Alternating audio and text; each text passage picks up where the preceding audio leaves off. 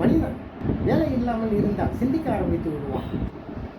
ஒரு நாள் நானும் அப்படித்தான். சற்று நேரம் வேலை இல்லாது இருந்தேன். என் மனதை சிந்திக்க ஆரம்பித்து விட்டது. நமக்கு வயதாகி விட்டது.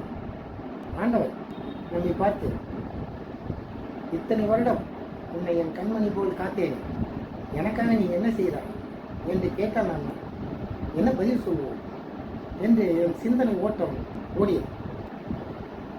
ஒரு முடிவெடுத்து நாமும் நம் ஆண்டவருக்கு ஏதாவது ஒன்று செய்ய வேண்டும், நம்மால் முடிந்தது ஏதாவது ஒன்று செய்ய வேண்டும் என்று நினைக்கும் பொழுது சரி, வேத வசனங்களை முதலில் நாம் படித்து பின் அதை நாம் மற்றவர்களுக்கு தெரியப்படுத்துவோம் என்று நினைத்தேன்.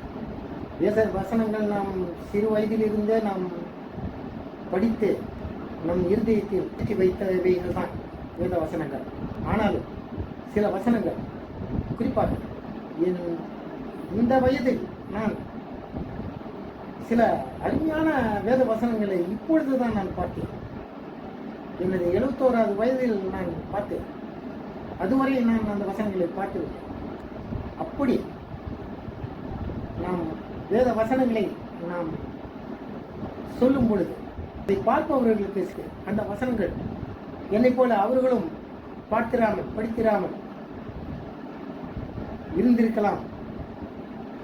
அது அவர்களுக்கு உதவியாக இருக்கும் என்ற எண்ணத்தில் இப்பொழுது கூகுள் வேத வசனங்கள் வெளிவந்து விட்டன.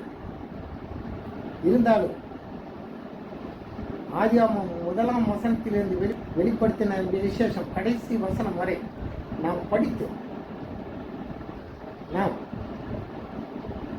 வசனங்களை வினா விடை வடிவில் வெளியிடுவோம் என்று ஒரு முடிவெடுத்து ஒரு சிறு முயற்சி.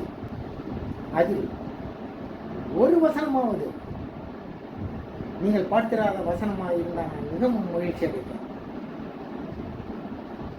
நான் எடுத்த காரியத்திற்கு அர்த்தம் அதில் விளங்கும். கர்த்தர் நாமத்துக்கு ஸ்தோத்திரம்.